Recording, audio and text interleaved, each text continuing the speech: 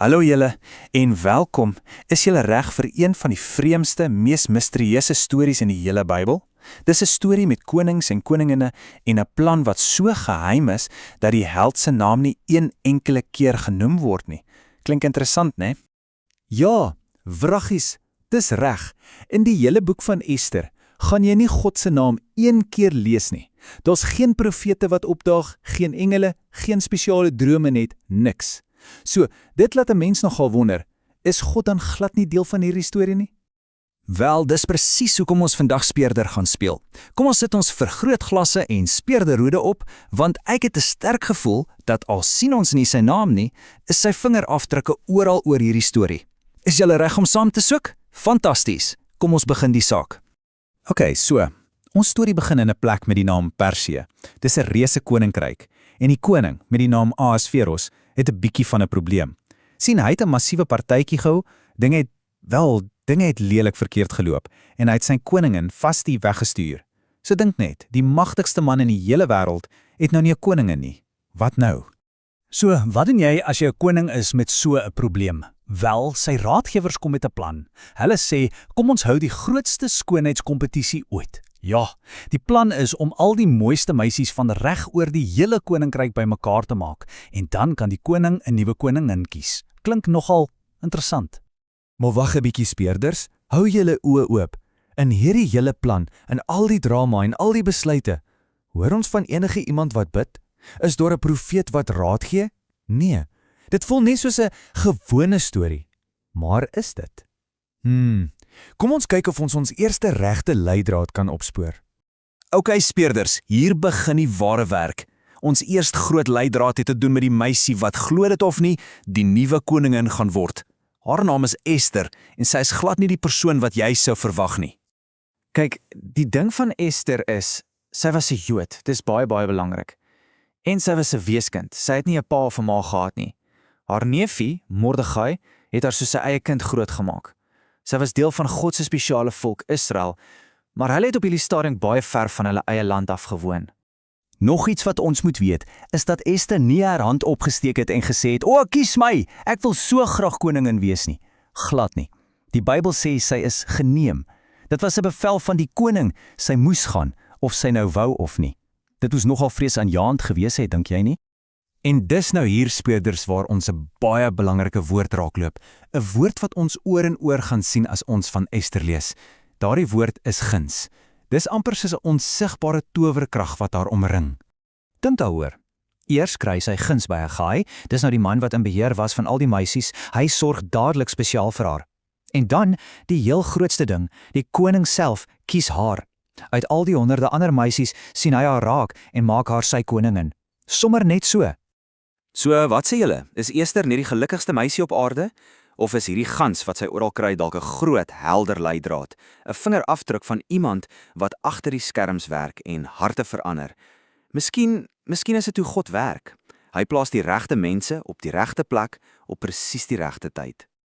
OK, hou daai gedagte vas, tyd vir ons tweede leidraad en hierdie een lyk dalk aanvanklik klein en onbelangrik, maar soos enige goeie speurder sal weet, dis juist die kleinste leidrade wat soms die hele saak oopbreek.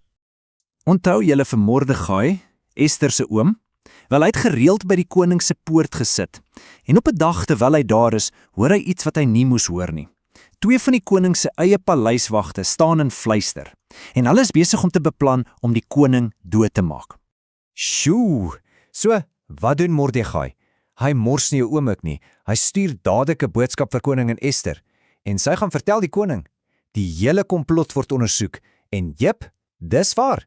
Die twee slegte wagte word gevang. Mordegai het sopas die koning se lewe gered. OK, so wat gebeur nou? Hy's mos nou 'n held, né? Hy verdien seker 'n medalje of 'n skatkis vol goud of 'n belangrike nuwe werk. Hy het dan die koning se lewe gered. Jy sou dink hy sou dadelik 'n groot beloning kry. Maar weet julle wat? Hy kry niks, glad niks. Sy goeie daad word neergeskryf in die koning se dagboek en dis dit. Die storie gaan net aan asof niks gebeur het nie. Dis nogal vreemd. Of is dit dalk nog 'n leidraad? Nog 'n vingerafdruk? Kom ons hou dit in gedagte. Goed speurders, kom ons vat 'n oomblik. Ons het 2 groot leidrade. 1. 'n doodgewone weesmeisie wat koningin word omdat almal net van haar hou, sy kry guns. 2. 'n heldedaad wat die koning red, maar wat heeltemal vergeet word. Kom ons probeer nou om hierdie stukkies van die leggerkaart bymekaar te sit en te sien hoe dit in die groter prentjie pas. Onthou, Ester was deel van God se volk. God het lank gelede vir Abraham beloof dat 'n redder vir die hele wêreld uit sy nageslag gebore sou word. Daai belofte het deur koning Dawid gekom en nou, hier in Persië, is daardie selfde familie in gevaar. As hierdie volk uitgewis word, dan kan die beloofde redder, die Messias, nie gebore word nie. So, deur Ester koningin te maak, was God eintlik besig om sy groot belofte te beskerm. En dis wat so ongelooflik is. God is soos die slimste skaakspeler wat jy jou kan voorstel. Lank voor die groot probleem eers opdaag, en glo my, 'n baie groot probleem is op pad, in die vorm van 'n slegte man met die naam Haman, het God alreeds sy oplossing in plek geskuif. Hy het Ester op die troon gesit, presies waar hy haar nodig gehad het. Dis amper soos toe hy Josef Egipte toe gestuur het, lank voor die hongersnood eers begin het. So, ons speurwerk is amper klaar. Al het ons nie een keer God se naam gelees nie, het ons sy vingerafdrukke oral gesien. Ons het gesien hoe hy agter die skerms werk, besig om alles presies reg te laat uitwerk. So, wat beteken dit vir jou en my vandag? Wel, eerstens, net soos Ester is jy nie per ongeluk hier nie. God het 'n plan en 'n doel met jou lewe. Tweedens, selfs op dae wat dit voel of God baie ver en stil is hy nog steeds daar. Hy werk nog steeds in jou lewe.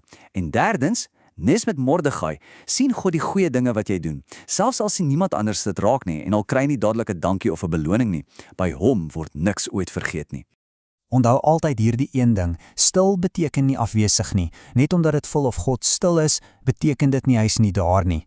Hy is altyd besig om te werk, besig om dinge in jou lewe aan mekaar te weef vir sy goeie plan, presies soos hy vir Ester en Mordegai gedoen het. Die Bybel gee ons 'n wonderlike belofte in Psalm 121. Dit sê, hy wat Israel bewaar, sluimer of slaap nie. Dit beteken, God is altyd wakker. Hy is altyd aan die werk. Hy beskerm ons en hy werk sy groot geheime plan uit. Selfs wanneer dit voel of ons in 'n vreemde plek is en selfs wanneer sy naam glad nie genoem word nie.